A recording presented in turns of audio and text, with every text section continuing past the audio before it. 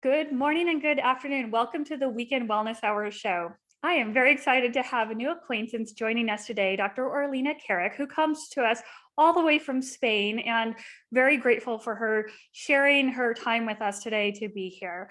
Dr. Kerek is she is a coach and wellness practitioner. She is also a pediatric physician, and she made a transition to a different life to help people in a different way. And I'm very excited to share her story and to share what her knowledge is and how she's helping people in this world. So, Dr. Orlena, thank you for joining us today. Thank you so much for having me. I'm very excited. So, how did you go from being a pediatric physician to coaching people in their health, emotional eating, and switching careers? Yeah, I think really the short answer is with my eyes wide shut. I think so. I love traveling, and one of the reasons I went into medicine really was this idea that you could travel, and it was a job that you could basically do anywhere in the world. The irony being that I did the traveling bit and ended up giving up my clinical career. So I decided I wanted to move to Spain for so many reasons, but really lifestyle reasons. Yes, it was one of those amazing things. And at the time, the UK was in the European Union. And so I thought that meant, oh, I can just go and work in Spain. I can apply for any job there, which on one level was true, but they didn't really recognize my pediatric qualifications. We've got a totally different system in the UK. So although I'd done my postgraduate pediatric exams, they were like, oh, you have to go and start all from the beginning. And I was like, what? So yeah. So I basically moved to Spain, but kind of knowing that, it wasn't a sure thing that I would be able to do this. I just kind of realized, well, I'm quite resilient. I have to confess, I didn't think, oh, this would be the end of my clinical career. And I did work in Spain for a little bit, but it was really, okay, this isn't what I want to do. And, parallel to that, I had been busy having children. I have 4 children. So I had twins here in Spain and trying other things. So one of the things I did was I had a blog on, I knew nothing about blogging, literally nothing when I started. What is this thing, a blog? I had no idea. This was, several years ago, but really I started with kids' illnesses and how to look after children in the first year of life, and that kind of developed to helping picky eaters. Guess what? I had picky eaters, children who didn't want to eat healthy food. And then from there I really sort of pivoted, and I think really followed my heart, I think. And that was what really lit me up, was partly my own journey of, for me, it was really the mindfulness piece, seeing myself living in this dream life with 4 children. Well, okay, 4 young kids is kind of hard work. Yeah. But also just not turning up, being the person that I wanted to be, tired and stressed and thinking, you've moved and, you've got your life in front of you. What are you doing? And I kind of lost my sense of identity, I think. And at that sort of point, well, two things really happened. Number one, I started exercising more. So I remember this day, my husband, we booked our 2 oldest children, who must have been 3 and 5 or something at the time, to go swimming. And my husband came back and said, oh, Dante didn't want to go swimming today, so he didn't go swimming. You're like, what? I'll take him next week, shall I? Yeah. Kindly, firmly, no, you are going swimming and you're going to enjoy it. And so then I watched them swimming, and it was 45 minutes, but it was super hot up there. And I'm looking down at this pool thinking, why aren't I in the pool rather than sitting up here? And that really started this habit of starting to swim, which has grown and grown and grown. But also looking at my mindset and really just thinking, I could see that this wasn't what I wanted, and sort of devouring every single self-help book that was out there. And I think that really led to me, that journey has been really interesting in how our brains work and how our emotions work and how our brains and emotions sort of drive everything. And yet most people, and myself at that time, were really sort of feeling like things happened to us the whole time, that we had no control over everything, and really just realizing that oh, that isn't the case. And actually we have an awful lot of control in how we turn up and how we shape our lives and all these other goals and aims that we have. So that's in a nutshell my journey. And that's great. And it's true too, because I know when I was growing up, you kind of are taught as you become an adult, that's who you are. And you're not really given that encouragement to keep developing your self and looking at how your mindset can change how your reality is. So I'm glad to hear you say that you went through this journey and got to this point and you experienced it yourself, so you can really relate to the people you work with. Yeah, exactly. And I think it's the same journey for everybody, and it doesn't matter what the outside symptoms is. So I work with people who their outside symptoms are mostly emotional eating and they want to lose weight, but like the stress, the anxiety, all of that is there in people, and for different people it will manifest in a different way, but it's dealing with that underlying emotions. And how do we really control our brains? How do we make our brains more positive? And what are these things, emotions? I find emotions just so amazingly fascinating. Yeah. And I think that's probably because we weren't really taught very much about them at medical school. I always say, either I was asleep, which is entirely possible on the day that we were told about emotions, but I have no recollection of really like being told, like, what is an emotion and how does it affect us? As I say, it is possible I was asleep, but I don't think it was there. I think partly we've learned more about it since then. It's quite a long time ago that I went to medical school. And that's okay. And things do evolve, but just like nutrition, I've heard, is not covered very much in medical school, as well as it sounds like emotions. Yeah, no, well, it wasn't. I think it is more now. It wasn't when I was there. And I mean, it's very interesting. And I think to defend medical schools and doctors, really, their remit isn't about preventing unwellness. Their remit is to help people who are unwell. Now, in an ideal, and if we look at how health systems are set up, they're really to sort of prevent people getting worse. Right. And it shouldn't really be like that. It should really be, the focus should be on wellness care. And I think that we can see globally a transition to, oh my goodness, our lifestyle really does hugely impact everything that we do, which is amazing, because actually if it wasn't in our control, we couldn't change it. And so actually the fact that there is a lot that we can do is really good news. It's just that now you then have to learn how to do it and also do it. And I always say to people, you don't really have a knowledge gap. Like if I talk to you about nutrition and all of these things, and I don't think I'm going to shock you by saying, hey, eat some vegetables and do some exercise, but that's not like that. You can go into knowledge more, obviously, but most people don't have a knowledge gap. They have what I call a doing gap. They have this building it up, and how do you create that lifestyle that you can enjoy and love and do all of these things? And the short answer is basically habits, but there is a longer answer as well. Well, and it's hard too, because some people, depending on their education level, there is a little bit of a knowledge gap.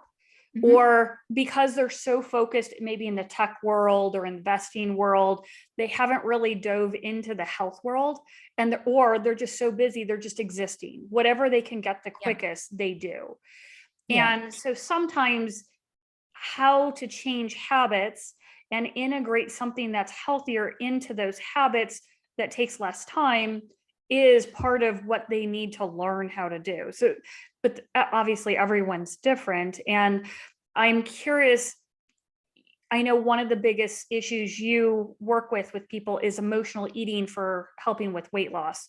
So can we go into that and how you address people and work with them through that? Yeah, definitely. So, I mean, the theory of it is like quite easy to explain, really. It's, you have an emotion which you don't like, a negative emotion, shall we say, and at some stage you build up a habit of turning to food. So well, let's take a step back and just think about what emotions are. And emotions really are like, they're created from inside us. It's not like I used to think emotions fall from the sky, like you're driving along and suddenly happiness just, you go through a cloud and it's like, oh, I'm happy now and I'm sad. But actually that's not how emotions work. Really, they are our body interpreting all the stuff around us. And if you think about our brains and how much information our brains need to interpret at any one given time, you couldn't just have this, oh my goodness, this is all the pictures I'm putting in, this is all the sounds I'm putting in. We have a layer above that, which is really, I interpret the world in a much different way. I see a flickering tail, and do I think, oh, that's cute, it's a kitten's tail? Or do I think, oh my goodness, that's scary, it's a tiger's tail and I have to run? So that's how our emotions work, really. They're this sort of like extra layer of information that tell us how to do things. Yeah. And interestingly, they're socially constructed as well, in that there are some tribes that don't have the concept of anger, which, like, it's really surprising. But you think, how is that possible that there are humans who don't know what anger is? But it's true. We label things, we label emotions, and we learn them from such an early age that we just think, oh, everyone has anger. Well, actually, that's not true. Yeah. We have these inputs, but we label that input anger and frustration and all of these things. So that's, sort of understanding what emotions are, and that they only really last a very short period of time, like that actual spike of the emotion. But they are very connected to thoughts as well. So quite often we have a recurring thought, which triggers our emotion. So for example, with my 4 children, I might think, I want you to do as I say. This is my recurring thought, and you're not doing what I'm saying. So that's leading me to be frustrated. But so you can see the thought is disobedient child, frustration, disobedient child. And you have that over and over again, as opposed to thought, emotion, then turn off the thought so you're not repeating it. If you can do that, then you feel the emotion and it stops. So essentially, what do you do when you feel an emotion? You can either act on it, you feel cross and angry, you shout and scream.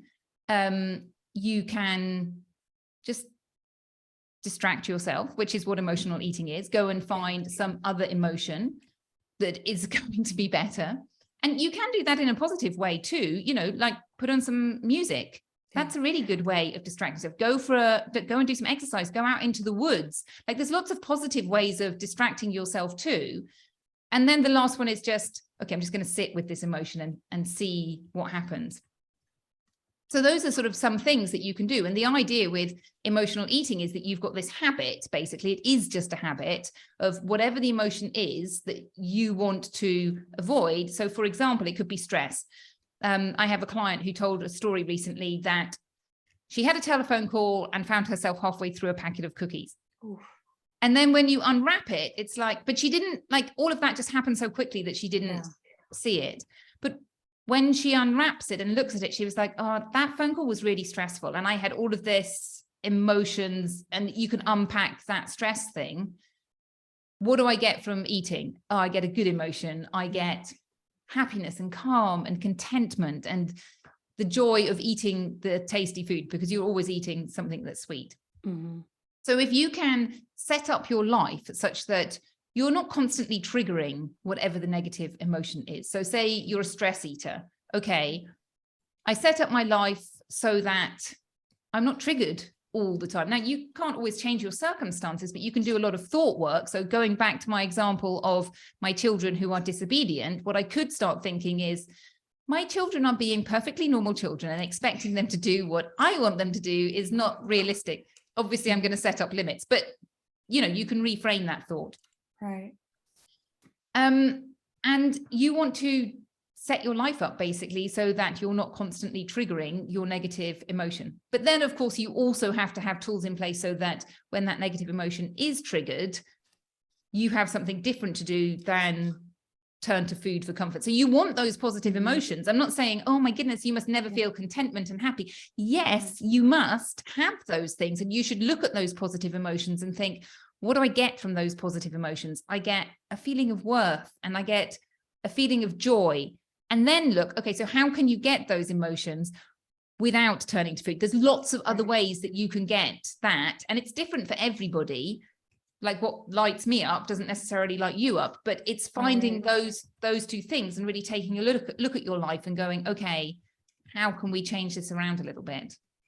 And that totally makes sense. And I don't think people always realize, maybe you should look at what are all the ways you get positive emotions. And so you have, maybe even write it down, so you have that list. So Yeah, just I in have case a in the long list. moment. I call it a pamper pack, but yeah, like I Oh, think that's there's nice. humans are the same. Do you know what I mean? So Yeah. we have patterns, and so I say it's different for different people, but there are a list of things. So it could be physical stuff, which could be like doing exercise. It could be intimacy. It could be something else. It could be using the right side of your brain. You know that when you get into flow, so doing things like coloring and knitting and stuff like that. So there is a various number of things, but yeah, you choose the ones that apply to you. That's interesting. And so when people if they have this list, then when their brain just goes on autopilot and is ready to go right to food, they can wait, well, hold on a second, let me look at my list. What else? What other options can fit in So there? Is yes, that right? you're right. You're right. But the other missing piece is this is a habit. And so we haven't really talked about habits. And a habit is something that you do on autopilot. You do it without thinking. So you can't learn this process in the heat of the moment, because if you're like in the heat of the moment, the telephone call happens, wham, you've eaten the cookie. So it's something that you have to unwrap and be intentional about. So, if we look at habits and think, well, what are habits? Habits are really our subconscious brain. And I think the question to ask is, why do we have habits? So we have like our thinking brain, which makes this great decision. Let's give up chocolate because it's going to be super healthy. We're never going to eat chocolate again. And I use the word we, because if you start to think of your brain as different areas of your brain, different parts of your brain, it makes more sense, because people always go, I want to give up chocolate and I can't give up chocolate. And then that leads to this sort of like, well, I'm a failure thought. But if you start seeing it as like, my habit brain says this and my thinking brain says this. My thinking brain says it's a great idea to give up chocolate. My habit brain says it's 3 o'clock, it's chocolate eating time. What are you doing? And if you're aware that your habit brain is always going to win, because your habit brain is far, far stronger than your thinking brain. So we have habits because they're like little programs, like just run, rinse and repeat, rinse and repeat. And they're really efficient and they're really powerful. So think about brushing your teeth. If you had to wake up in the morning and think, I must set an alarm to brush my teeth. I put it on my alarm. I'm going to remember, okay, I've got a toothbrush and I'm going to Google how to brush my teeth. And I'm going to watch 3 videos about it first. My goodness, we'd never get anything done. So habits are really amazing. But the problem with habits is your habit brain does not care what habit you have. You're thinking, your body does. So to your habit brain, whether you sit down and eat chocolate after dinner or whether you go for a walk, your habit brain doesn't care. It's just like, okay, this is the program we're on. And I think a big mistake that people make is they make this mistake that they think they have got a habit. So they go, okay, I'm going to start building this habit. Great. And then life happens. And then they're like, oh, I'm a failure. And the way I explain that is I say, well, you basically didn't have a habit. You thought you had a habit, but what you had was an acorn habit as opposed to a big fat oak tree habit. Like your real habits are the things that you do in that moment when life happens. That's your real habit. But what you were trying to do was build a habit. Got it. So going back to emotional eating, it does all sort of tie in that you're in that moment. You need to kind of learn what you're going to do. So, you need to take some time and think, okay, number one, the most powerful thing to do is to set up what I call the 4 pillars. So that's healthy eating, exercise, sleep, and then the emotional mindset. But this is how I'm going to think of my life. I'm going to think about reducing those triggers. I'm going to think about reducing stress and increasing happiness. And when you do that, actually, you take away a lot of the need for emotional eating. But you are still going to have some emotional eating. And then you need to think about, okay, what am I going to do? And you start to look at, well, when does the emotional eating happen? And why is that emotional eating happening? And then you can build another sort of like emergency tool. And you have to do that when you're not triggered, because when you're triggered, you can't learn anything, basically. Right. So basically you're taking your life, looking at it in these 4 areas and saying, okay, how can I make slight changes in these 4 areas that moves me towards a healthier lifestyle. And I'm Yeah. doing it while I'm not triggered. So I'm building this habit as a long term. And then as you're doing that, then you can work on the emotional eating part of it. Is that right? Yeah, basically. So when I work with people, normally you have got all, we're looking at all four of those, but normally I start working with the healthy eating piece and say, look, we're going to change how you eat, and you're really going to move to healthy eating. And you're going to do this for 2 weeks. And I challenge people to do 2 weeks of super perfect eating. Now, the reason I do that is for various reasons. And number one is it retrains your brain. Your brain is busy saying, what is life going to look like without chocolate? And I'm like, it's going to be fine. You can do anything for 2 weeks. You really can. It's not as bad as you think it's going to be. But it also retrains your body, because your body gets very used to having sugar the whole time. Your body's like, yeah, exactly. Give me that sugar. And I'm like, no, your body's got lots of sugar inside it. You don't need that sugar the whole time. Yeah. So there's like that retraining bit, but also what happens when you do that retraining bit is what I call golden learning opportunities, which basically means you're going to be faced with your emotional eating or whatever the issue is. Sometimes emotional eating is just bad planning, I'm really hungry. Oh my goodness. I'm outside a donut shop. Let's go and buy a donut. And that sometimes is like, okay, well, pack a lunch and it's going to be easier for you.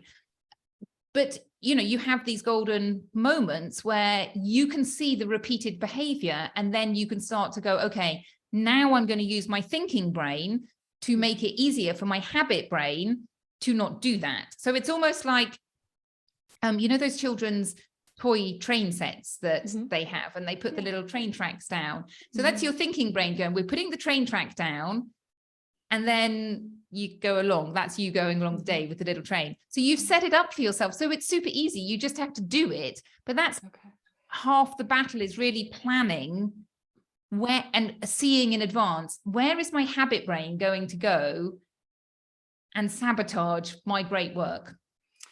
Right. And so is part of it really start at the grocery store too, and making sure that you're not buying stuff that really allows the habit brain to just kind of take over. And so that way you're thinking at the grocery store, hopefully not in a triggered situation, you're buying the correct things to make it more difficult that if it's not available, you're likely to eat something healthier. Yeah, exactly. So it can be things like meal planning and saying, okay, and meal planning, I think, looks different for different people, but you are absolutely right.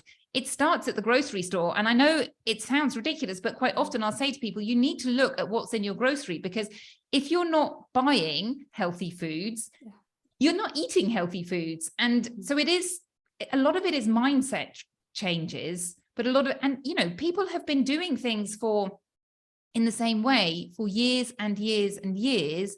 That is their habit that they've built up in terms of how they eat, but how they do stuff as well. And I remember when I first started looking at healthy eating, when my children were picky eaters, and I started looking at nutritional research and realizing that we had basically grown up in the era of what I will call white refined carbohydrates. And it was perfectly normal. Like when I was growing up, we had breakfast cereal or toast for breakfast. We had a sandwich for lunch, and then we would probably have pasta for dinner. And I was like, but that's all fine. That's like normal. Like I didn't have a weight problem because I wasn't eating too much of it. Right.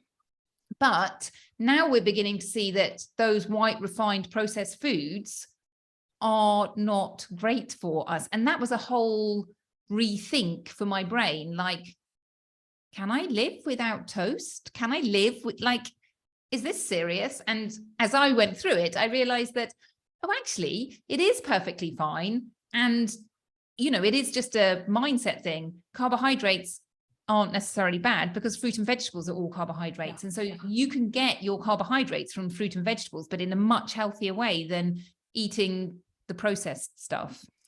Right. And that actually kind of touches on kind of the next thing I was going to ask you. Emotional eating seems like there's multiple components to it. It could be what you're eating. If you're eating more junk food, that I would expect has a almost addictive quality if you're eating sugar after sugar, but then you also have maybe the quantity of food you eat during a meal. as well as snacking and how often you eat during the day. So I can imagine there's this varied components to emotional eating and how to resolve that for a specific person, right? Yeah, well, I mean, my definition of emotional eating is quite a strict definition. So my definition is basically, if you look at the function of eating and say, well, what's the function of eating? The function of eating is to fuel your body. Right. And anything beyond that is essentially emotional eating. Yeah. But what I would also say, and, in that as well, I would say all of those, they call them empty calories. Empty calories always sound like a great thing, but they're not a great thing. They're the opposite of a great thing. Yeah. But what they basically mean is foods that have only calories and no other nutritional value. So sweets and candy and stuff like that. Yeah. So eating any of those things really, in my mind, is emotional eating. But what I would also say is I think everybody does emotional eating. And I don't think emotional eating is always a problem. I think the question to then ask yourself is, well, when is it a problem? And the answer is, well, number one, when you start seeing physical evidence of your emotional eating. So you're overweight, which is an issue because it's not good for your health to be overweight. And, there's lots of other consequences as well, like confidence and happiness and all of these things. Yeah. And then the other time I see that emotional eating is a problem is when it hijacks people's brains. And I think it does hijack people's brains, and people sort of have this constant thinking about food. And then on top of that, they have this, I can see myself constantly thinking about food and I want to stop constantly thinking about food. And now my entire brain is taken up with either wanting food or trying to avoid food. And that is just not a good use of your brain power. You really just want to let all of that go. So those are the two times that I think emotional eating is a problem. But the bottom line is it's a problem when you say it's a problem. If you think it's a problem, it's a problem. Right. And that makes sense too. Because if you think about, there's different times where we eat emotionally, especially around the holidays or you're at a gathering or a party, you're eating emotionally as well, maybe just because of the social situation. But sometimes I could see that it may not be completely horrible to do that. So I think it kind of depends. And I always say to people, it's not important what you eat between Christmas and New Year's. It's important what you eat between New Year's and Christmas. It's important what you're doing most of the time. Yeah. So I think this comes back to, well, what is your relationship with food? So if you've got a good relationship with food and you're eating healthily, and that foods don't have a hold on you, then you can go to the parties and eat whatever you want and not worry about it. But you will also have certain internal limits that are going to stop you totally overeating. The problem is when you don't have that relationship and you don't have those internal limits. So an internal limit, for example, you go to a party and you have a slice of cake as opposed to several slices of cake. You might even have 2 slices of cake. That's you setting that limit, but knowing that there is a time when you need to stop. So that's the difference. It's not really the socializing that's the problem. It's everything surrounding the socializing. And is this going to throw you off track? Is this going to then spiral out of control? Is this going to lead to something else? And that depends on the individual and where they are in that emotional eating journey. Right. And so by having kind of this plan that you talked about with the sleep, the exercise, the healthy eating, and the having an emotional mindset or mindfulness,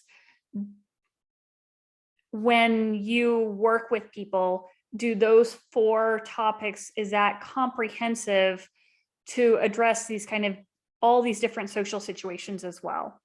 Yes, definitely. Okay. So I think the exercise bit is an adjunct. I wouldn't recommend people not exercise, but actually you don't need to exercise to lose weight. You need to pay attention to, and I'm not saying it doesn't help, it does help, but I've got clients who have lost weight by the way they eat and managing their emotional eating. And now they're deciding, okay, I want to do some more exercise because I want to get fit.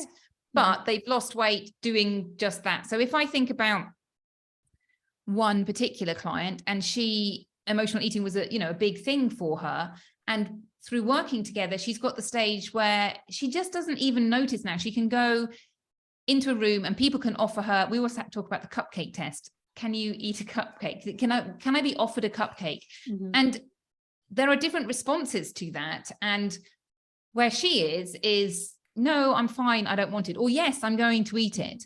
As opposed to, no, I'm going to grit my teeth and clench my fists and really want to say yes, but actually say no, because I think it's healthy for me not to eat it. But you go through that journey basically through looking at mindset. So at all of the times that those golden learning opportunities come up, it's like, well, what is going on for you? Mm-hmm. What are you thinking about? How can you reframe that? Until you get to the stage where actually food just doesn't have a hold of you. You're not like, oh my goodness, the Halloween candy. Like, it was Halloween. Like, I remember the week after Halloween and said to the clients at the time, like, oh, how was Halloween? And they were like, oh, it was Halloween. I didn't really notice, as opposed to other people who were like, oh my goodness, I have to hide the Halloween candy. Otherwise I'm going to eat it all. It just becomes this way of life. And I wouldn't say it's not that they don't ever fall off. It's not that times don't happen where they start derailing, right? But they're aware of when it happens and they hop back on again. So they've got the tools to manage it. Yes, life still happens. Occasionally they get derailed. You know, they might go and have to a party and eat some more and then realize that actually they've eaten more for 2 days, but then they're aware of it and they see it happening. And then they have the tools to be able to go, okay, let's stop doing this now. Let's get back to the way we actually enjoy eating. And there's this kind of like conversation that I think goes on inside our brain. You know, part of you is like going, eat healthily, it's great. And the other half is going, eat the cake, it's great. Yes. So how do you determine when someone has developed a new habit where they're not driven by emotional eating? Do you have a criteria for that? Well, I mean, there's two questions there. So the first one is, how do you know you've got a habit? And the answer to that is when you stop thinking about it, when you do it without thinking about it. So it's almost like you take your eye off the ball and you're still doing it. So once you're thinking about it, it's still a habit. If you want to think, okay, after dinner, I'm going to walk around the block. And, you know, you have to remind yourself, you set an alarm, you put your shoes out, you do all of these things, and you're still thinking about it and you're thinking about it. And at some stage you stop thinking about it. And then a year later on, you go, oh, I did build up that habit of walking around the block. Look, I've done it every single day for the last year. And that's what a habit is that you kind of wake up halfway through doing it and go, oh, I'm walking around the block. So when it's in response to emotional eating, I think it's where you don't emotionally eat. You eat just because you're hungry. And the test of that is, well, can I be offered these foods and genuinely say, do you know what, I'm good? It does obviously depend on your trigger as well, because if your thing is stress eating and that's when you always eat and you're fine at a party, but it's like, okay, I can get stressed and still do other things. But, you know, I would say, going back to what we said at the beginning, you don't want to be constantly poking yourself. You don't want to be triggering yourself all the time. That's like poking yourself in the head and going, are you emotionally eating now? Are you emotionally eating now? How about now? The obsession part is not good. Yeah.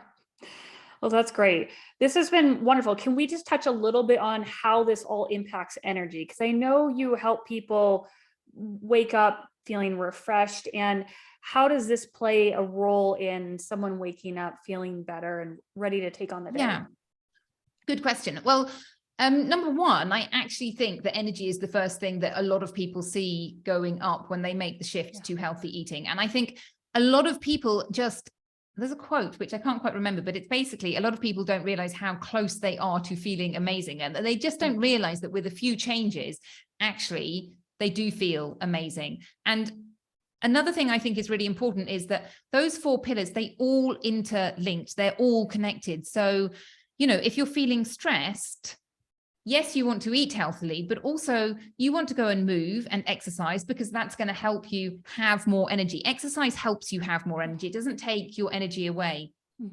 You want to be making sure you're sleeping well, because it's going to stop you from feeling hungry. It's going to give you energy to do all of these things. And then the mindset piece as well. And when it sort of unravels, it's not just one of them that unravels, it's all of them, because they're connected. So people will be, oh, well, I stayed up late and then I started eating more and then I didn't do my exercise and then I felt guilty about it. And so you can see how they're really closely connected, and that you really have to sort of like build a strong foundation in all 4 of them. Mm-hmm. Oh, that's great. And it's neat because you're doing something to change a person's lifestyle, and they're building the tools, they're gaining the knowledge or the ability to do this, and realizing how much they have control over how they feel and how they show up. Yeah. This is great. So how can people learn more if they want to work with you, join your program? What's the best way for people to do that? Well, thank you so much for asking. Well, I have a website, which is drorlena.com. Okay. Which is really my base. If they're interested in my program, I either offer lifetime for my program, or I have a package which is called £12 in 12 weeks. Okay. And I basically offer people, like, I think the easiest thing is to come and talk to me about it, and I can explain what it is and all of those things. And I have a fabulous Facebook group for people who just want to get to know me a little bit better and, stay on the fringe before they really know what I'm all about. Right. And so Dr. Orlena is www.drorlena.com. Yes. Okay. Yeah. I just want to make sure we spell it correctly so people looking you up, they know how to get there. So wonderful. Well, really appreciate you taking the time today to join us all the way from Spain and sharing your knowledge. This is great. Talking about how emotions play into eating and habits and how they're all interlinked has been really powerful for people listening. So thank you so much for joining us. Thank you so much for having me.